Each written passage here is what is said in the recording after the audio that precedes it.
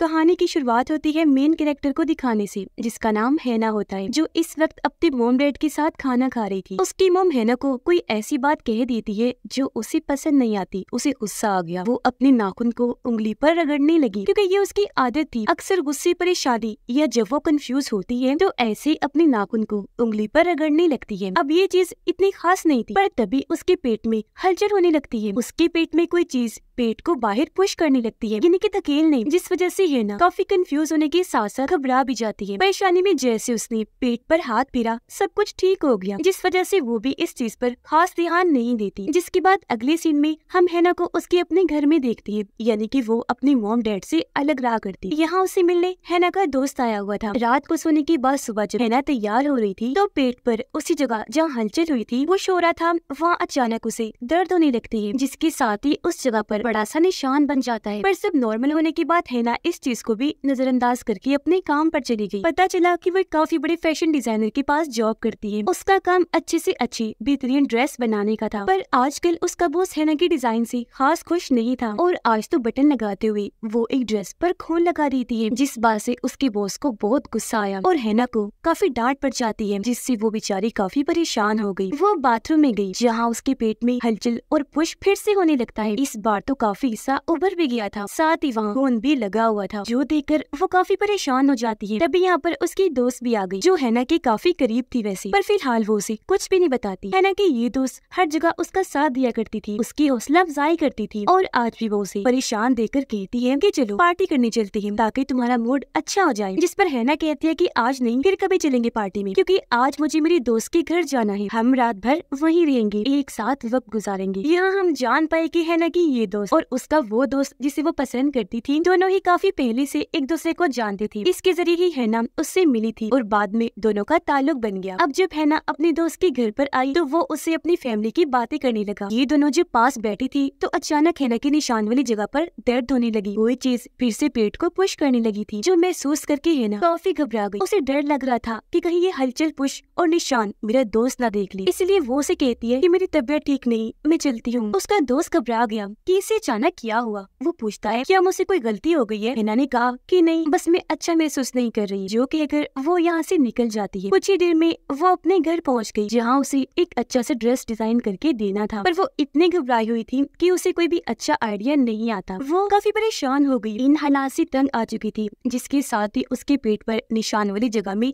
दर्द होने लगी। फिर से पुश होने लगता है, जो इतना बढ़ गया कि अब काफी हद तक पेट उभर गया था। और अब हम बहुत चौंका देने वाला सीन देखते हैं। निशान वाली जगह से एक छोटा सा क्रिएचर उसके पेट से बाहर आना शुरू हो जाता है, जो बहुत बदसूरत लग रहा था। उसे देखकर हैना के होश उड़ जाते हैं, हैरान कुन बात की वो बोल भी सकता था। यहाँ वो हैना को काफी बातें सुनाने के बाद बुरा भला बोल देता है, और अभी वो ड्रेस का डिजाइन बनाने में फेल हुई थी, इस चीज की तंज भी वो उसे करवाता है। अब अपनी आंखों पर हैना को यकीन नहीं हुआ, वो इतना घबरा गई कि बेहोश हो जाती है। कुछ देर बाद जब उसे होश आई तो अभी भी काफी घबराई हुई थी। ये चीज उसे बुरा सपना लग रहा था, लेकिन जब वो क्रिएचर को पास पड़ा हुआ देखती है तो फिलहाल उसे अलमारी में बंद कर देती है। उसके निशान पर जहाँ से क्रिएचर पेट फाड़कर बाहर आया था, उस चोट पर पट्टी करती है। जैसे तैसे खुद को संभालती है और एक बार फिर अपने काम पर लग गई। इस बार उसे काफी बेहतरीन आइडिया आता है। वो अच्छा सा डिजाइन बनाकर उसके जरिए खूबसूरत सा ड्रेस तैयार कर लेती है, जो उसके बॉस को भी काफी पसंद आया। वो हैना की तारीफ करता है, जिससे वो बेहद खुश हो गई। अब जब हैना अपनी दोस्त से बात कर रही थी तो उसकी चोट से खून आने लगता है, जो उसकी दोस्त ने देख लिया था। उसने जब इस बारे में पूछा तो हैना जवाब देती है कि ये मुझे एलर्जी हो गई है, जल्द ही मैं स्किन जल्द वाले डॉक्टर के पास जा रही हूँ, उससे अपनी एलर्जी का इलाज करवाऊंगी। कुछ ही देर में हैना स्किन वाले डॉक्टर के पास आई चेकअप करवाने, जो उसके निशान को चेक करने लगती है। वो हैना से पूछने लगी कि क्या तुम अभी कोई ब्यूटी प्रोडक्ट इस्तेमाल कर रही हो, यानी कोई क्रीम, लोशन वगैरह, जिससे तुम्हें ये एलर्जी हो गई है। हैना कहती है नहीं तो, मैंने तो ऐसा कुछ भी इस्तेमाल नहीं किया। डॉक्टर कहती है तो फिर ये एलर्जी तो नहीं है। थोड़ा और चेक करने की बाद वो सोचती है, फिर कहती है कि ये मसला तो डुअल डीएनए का है, यानी एक इंसान में एक टाइम में 2 डीएनए का होना। मतलब कि जब तुम अपनी मॉम के पेट में थी, पैदा होने वाली थी, तो तुमने अपने जुड़वा बहन या भाई को पैदा होने ही नहीं दिया, बल्कि उसे अपने अंदर ही जज़ब कर लिया, जिस वजह से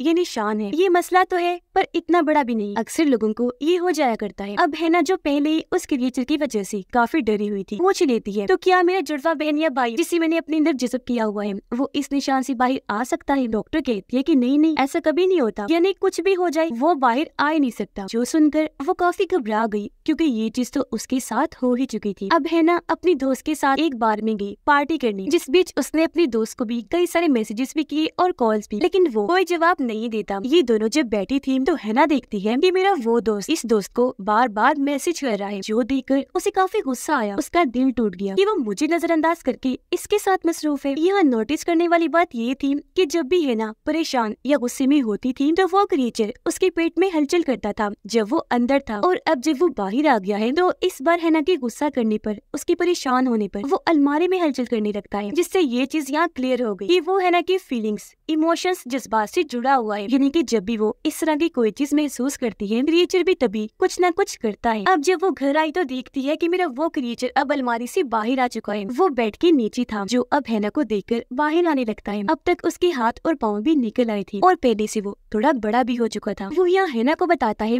कि तुम्हारा दोस्त जिसे तुम प्यार करती हो वो तुमसे नहीं बल्कि तुम्हारी दोस्त से बातें करता है, यहाँ तक कि अभी भी वो दोनों साथ ही हैं। ये सुनकर हैना को बुरा लगने लगता है। अब उसको परेशान देखकर क्रिएचर उस पर हंसने लगा, कहता है मगर मैं तुम्हारी मदद कर सकता हूँ जिससे सब ठीक हो जाएगा। वो जब आगे बढ़ा तो हैना उसकी आंखों में देखने लगती है। वो कहीं खोई गई, ऐसा लग रहा था जैसे वो हिप्नोटाइज हो रही हो, यानी कि अपने होश खो रही हो। पर इसी बीच उसकी मॉम की कॉल आ गई। फोन की बेल पर जैसे उसका ध्यान गया वो वापस नॉर्मल हो जाती है, उसे होश आ गई और अब क्रिएचर को अपने इतने पास देखकर उसे गुस्सा आ गया। वो उसके सर में एक चीज देकर मारती है जिससे वो बेहोश हो जाता है। थोड़ी देर के बाद जब उसे होश आई तो हैना उसे उठाकर बेसमेंट पे ले गई। वो उसे वही छोड़कर वापस आने लगती है। क्रिएचर कहता है कि तुम मुझसे कभी भी छुटकारा हासिल नहीं कर सकती, चाहे तुम जितनी मर्जी कोशिश कर लो। पर उसकी बातों को नजरअंदाज करके हैना वहाँ से निकलकर घर में आ जाती है। यहाँ उसकी मॉम की फिर से कॉल आई, जिसे इस बार वो उठा लेती है। अपनी मॉम से पूछने लगी कि क्या मेरा कोई जुड़वा बहन या भाई था जब मैं पैदा होने वाली थी, लेकिन उसकी मॉम साफ साफ मना कर देती है। वो हैना को बताती है कि हम एक पार्टी रख रहे हैं जिसमें तुम भी आ जाना। अब हैना जो पहले ही काफी परेशान टेंशन में थी, अपनी उंगली पर नाखून को रगड़ने लगती है। तभी उसके दरवाजे पर दस्तक हुई। हैना ने जब चेक किया तो वहाँ उसके दोनों दोस्त थे जो उसे लेने आए थे, क्योंकि वो घूमने कहीं पर जा रहे। दोनों को साथ में देखकर हैना को बहुत बुरा लगता है। उसे तो पहले ही शक था कि इनके बीच कुछ चल रहा है, तो आज उसका शक और बढ़ जाता है। उसे गुस्सा आया हुआ था, इसलिए वो उनके साथ जाने से मना कर देती है और कहती है कि तुम दोनों ही चले जाओ। उन्होंने ऐसा ही किया, एक बार भी उसे चलने की जिद नहीं की, चुपचाप वहाँ से चले जाते हैं। हैना अब इंटरनेट पर डुअल डीएनए के बारे में सर्च करती है, जहाँ उसे कुछ लोगों के एक ग्रुप के बारे में पता चलता है जिन सबको भी डुअल डीएनए का मसला था और उन्होंने अपना एक अलग ठिकाना बनाया हुआ था। अब उस जगह का एड्रेस लेने के बाद हैना वहाँ जाने के लिए निकल जाती है। वो एक खाली पड़े बिल्डिंग में आई और जब वहाँ की खुफिया बेसमेंट में गई तो उसे वहाँ उन लोगों का ग्रुप मिल जाता है जो हैना की ही तरह डुअल डीएनए वाले मसले से गुजर रही थी। और वो उस क्रिएचर जो सबके अंदर से निकला था उसे अपेंडेज कहते हैं, जो इस फिल्म का नाम भी है। ये जानकर हैना को तसल्ली होती है कि चलो मैं अकेली नहीं हूँ जिसका क्रिएचर है, बल्कि मेरे जैसे और भी है। वहाँ बैठा बूढ़ा आदमी अपने अपेंडेज के बारे में बताने लगता है कि मेरा बना क्रिएचर ऐसा है कि वो लोगों को दुखी करके अपना फायदा करता है और सभी के अपेंडिज उनके निशान से निकलते हैं। ये यूँ कहा जाए कि वहीं से पैदा होते हैं और ये एक ऐसी बीमारी है जिसका कोई इलाज नहीं। इसकी वजह डुअल डीएनए ही है। हैना कहती है कि हमें डॉक्टर के पास जाना चाहिए। बूढ़ा आदमी जवाब देता है कि हाँ एक आदमी गया था, लेकिन क्योंकि डॉक्टर्स को वो चीज नहीं लगी तो उस इंसान पर तरह तरह के एक्सपेरिमेंट्स तजुर्बे किए गए जिससे वो मारा गया। अगर हम भी गए तो हमारे साथ भी वही असर किया जाएगा, इसलिए बेहतर है कि हमें छुप कर रहना चाहिए। आगे वो बूढ़ा आदमी समझाता है कि अपेंडिज अपने होस्ट यानी कि जिसके अंदर से वो निकला होता है उस पर ही फीड करता है, यानी कहा जाए कि वो उस इंसान को खाने चारे के तौर पर इस्तेमाल करता है, उसके दम पर ही जीता है। वो अपने होस्ट को एक तरह से हिप्नोटाइज करके उसके दिमाग और जिस्म को कमजोर करता है। ऐसा होने से वो अपेंडिज क्रिएचर खुद ग्रो करता है, बढ़ता रहता है, साथ ही ताकतवर भी होता है। और हाँ, हम लोग अपने अपेंडिज को नहीं मार सकते क्योंकि जाहिर है वो हमारे अंदर से निकले हैं, तो इस वजह से हम एक तरह से जुड़े हुए हैं। और अपेंडिज अपने होस्ट की फीलिंग्स, तकलीफ, दुख, परेशानी, टेंशन को याद रख के फिर उसका फायदा उठाता है। हमें चाहिए कि हम हमेशा अपने अपेंडिज को बांध कर सबसे छुपा के रखें। साथ ही हमारे पास एक खास दवाई वाला इंजेक्शन भी है जिसकी मदद से हम अपेंडिज को लंबे अरसे के लिए कमजोर और बेहोश रख सकते हैं। अब ये सारी जानकारी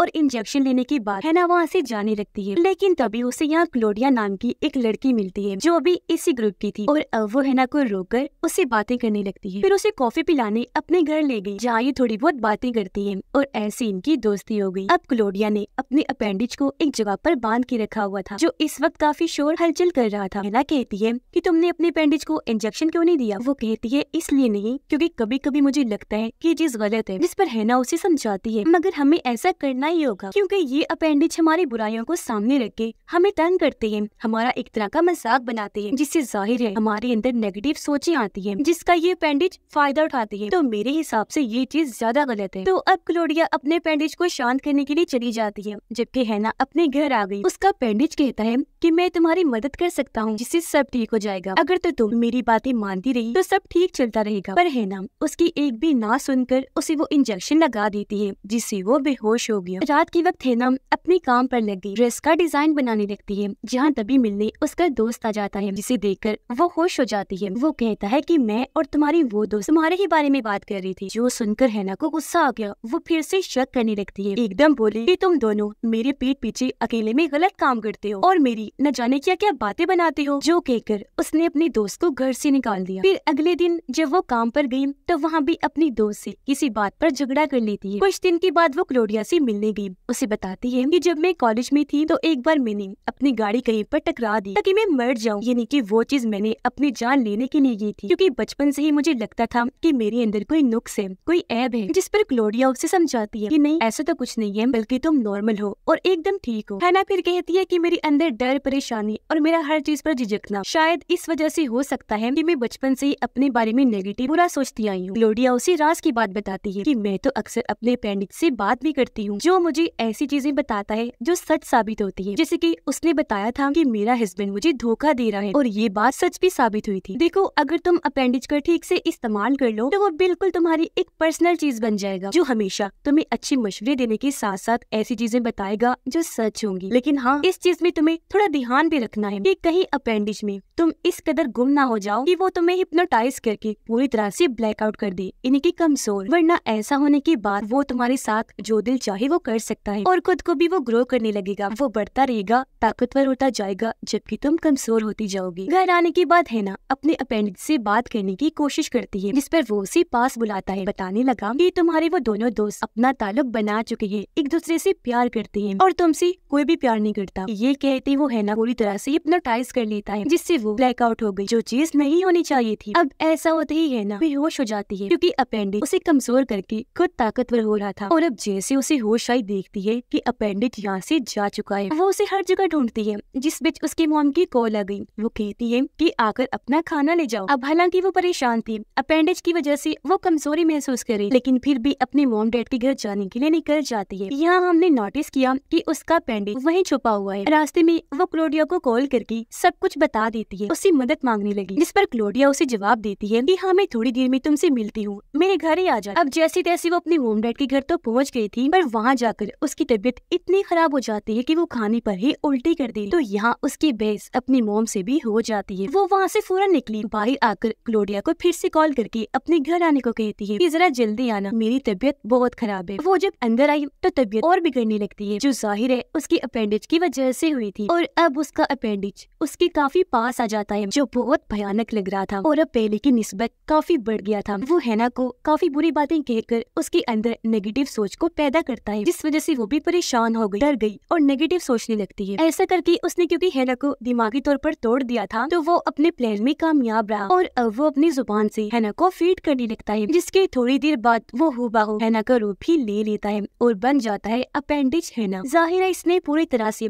असली हेना को फीड कर लिया था, तो इसके ताकतवर होने की वजह से हेना काफी कमजोर हो जाती है। अब तभी यहाँ क्लोडिया भी आ जाती है। हमें हैरानकुन जानकारी मिली कि ये भी असली क्लोडिया नहीं है, बल्कि उसका अपेंडिज है, अपेंडिज क्लोडिया, जिसने भी असली क्लोडिया को फीड करके उसका रूप ले लिया था। और उस दिन जो घर में हलचल कर रही थी वो और कोई नहीं बल्कि असली क्लोडिया थी, जिसे इस अपेंडिज ने कैद करके रखा हुआ है। अब ये अपेंडिज इतने चालाक होते हैं कि ये अपनी होस्ट को झूठी बात कहकर उन्हें कमजोर करते हैं। जिसे क्लोडिया की अपेंडिज ने झूठ बोला था कि उसका हस्बैंड धोखा दे रहा है, जबकि असल में ऐसा कुछ नहीं था। हैना वाले केस जो चीज अपेंडिज ने कही, यानी कि उसके दोनों दोस्त प्यार में हैं, ये बात भी झूठ है, बल्कि ये तो सिर्फ हैना को बेवकूफ बनाने के लिए अपेंडिज की चाल थी। अब ये दोनों इन्हीं हैना और क्लोडिया अपेंडिज मिलकर असली हैना को बेसमेंट में बंद कर देती है। और क्योंकि अपेंडिज हैना असली वाली हैना से जुड़ी हुई थी, तो अभी इसे जिंदा रखना जरूरी था। ये प्लान बनाते हैं कि थोड़े दिन के बाद जब अपेंडिज अपेंडिज हैना को और कोई मिल जाएगा तो हम असली हैना को खत्म कर देंगे। अपेंडिज हैना अपने दोनों दोस्तों को माफी वाला मैसेज करती है, जिससे उसकी फीमेल फ्रेंड को काफी हैरत हुई, इसीलिए वो फौरन उससे मिलने के लिए चली जाती है। जहाँ उसे बेसमेंट से अजीब तरह की आवाजें आने लगी। वो जब चेक करने जाने लगी तो दरवाजे पर दोनों अपेंडिज आकर खड़ी हो जाती है। यह अपेंडिज हैना उससे कोई भी झूठ बोलकर अंदर जाने से रोक लेती है और कहती है कि अभी तुम यहाँ से चली जाओ। उसका ऐसा बर्ताव देखकर उसकी दोस्त काफी हैरान रह जाती है। उसे गड़बड़ लगी क्योंकि हैना आज तक उसके साथ इस तरह से पेश नहीं आई थी। जब वो उस पर नजर रखने लगी तो नोटिस करती है कि मैंने और हैना ने अपनी अपनी बाजुओं पर एक जैसा टैटू बनवाया था, जो इस वाली हैना की बाजू पर नहीं था, जिससे वो समझ गई कि ये मेरी दोस्त हैना नहीं बल्कि कोई और है। इसीलिए वो चुपके से बेसमेंट में जाकर चेक करती है, जहाँ उसे असली हैना बंधी हुई मिल जाती है, जिसकी हालत बहुत खराब थी। हैना को ऐसे देखकर उसकी होश उड़ गई और अब वो जल्दी से उसे हॉस्पिटल ले आती है। और क्योंकि दोनों में काफी गहरी दोस्ती थी तो उनके रिश्ते फिर से अच्छे हो जाते हैं। अब वो दोनों अपेंडिज उसी ग्रुप के पास आती हैं जिनके पास हैना आई थी। पता चलता है कि ये सब भी असली लोग नहीं है बल्कि अपेंडिजेस हैं, जिन्होंने अपने अपने होस्ट को कमजोर करने, उन्हें फीड करने के बाद उनका रूप लिया हुआ है और उन्हें कहीं कैद करके रखा गया है और अब वो उनका रूप लेकर उनकी जिंदगी जी रही है। और फिर एक दिन ऐसा आएगा जब वो अपने होस्ट को ही खत्म कर देंगे। वो यहाँ अपेंडिज हैना के लिए तालियां बजाने लगते हैं। यहाँ उनका हेड बताता है कि अब मैंने एक नया तरीका ढूंढा है जिसमें हम अपने होस्ट के अलावा किसी और पर भी फीड कर सकते हैं, ताकि हम और ग्रो हो सके,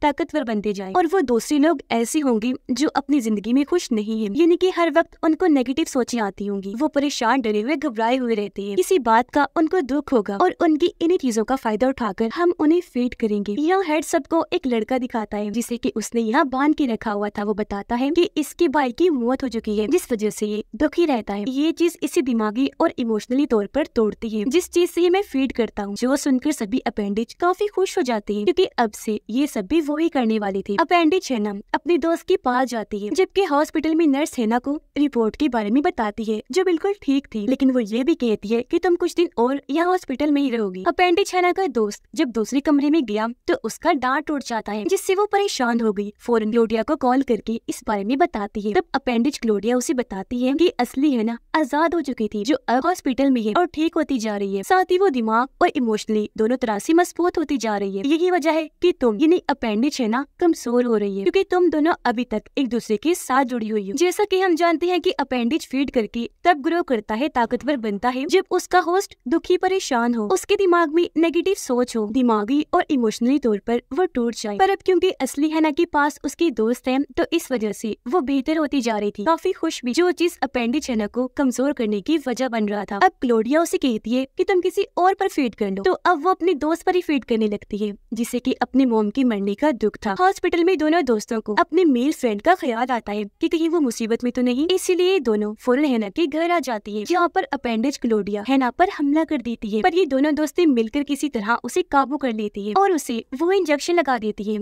जिससे वो बेहोश होकर वहीं गिर पड़ती है। फिर ये दोनों कमरे में गयी जहाँ अपेंडिज हैना उसके दोस्त पर फीड करे। अब अगर ये फीड का प्रोसेस पूरा हो गया तो पहले इनका दोस्त मारा जाएगा और फिर अपेंडिज हैना असली हैना को भी मार देगी, क्योंकि अभी तक दोनों जुड़ी हुई थी। इसलिए हैना उसकी जुबान ही काट देती है, जिससे फीड का प्रोसेस रुक गया। हैना और उसके दोस्त की जान बच जाती है। फिर अब अपेंडिज हैना असली हैना को बातें करके जज्बाती करने की कोशिश करती है, ताकि वो इमोशंस में आकर टूट जाए। पर अब क्योंकि ये हैना काफी मजबूत है, इसलिए वो खुद पर काबू पा लेती है और उसे इंजेक्शन देकर बेहोश कर देती है, जिससे धीरे धीरे वो कमजोर होती जाएगी, फिर बहुत छोटी बन जाएगी। मरेगी तो नहीं, पर उसका साइज हमेशा के लिए छोटा ही रह जाएगा और अब की बार वो खतरनाक भी नहीं रहेगी। ये पहले जैसी छोटी सी क्रिएचर होगी, जिससे हैना को कोई फर्क नहीं पड़ेगा। अब हैना और उसकी दोस्त असली क्लोडिया को भी बचाकर उसे आजाद कर देती है, साथ ही उसकी अपेंडिज को भी छोटा कर देती है और वो भी अब खतरनाक नहीं रहेगी। अब हैना और उसकी दोस्त जॉब छोड़कर अपना काम शुरू कर देती है। अब की बार हैना में काफी कुछ बदल गया था, उसके अंदर पॉजिटिव सोच आ गई थी, कॉन्फिडेंस, हौसला आने की वजह से उसके रिश्ते सबके साथ अच्छे हो गए थे। वो सोच लेती है कि मैं जैसी भी हूँ, मुझे ऐसे खुद को कबूल कर लेना चाहिए। फिर इसी सोच के साथ वो खुश रहना शुरू कर देती है। वो अपने अपेंडिज को बिल्कुल किसी छोटी सी बेबी की तरह संभाल रही थी, सबसे छुपाकर। अब कहानी से हम समझ पाए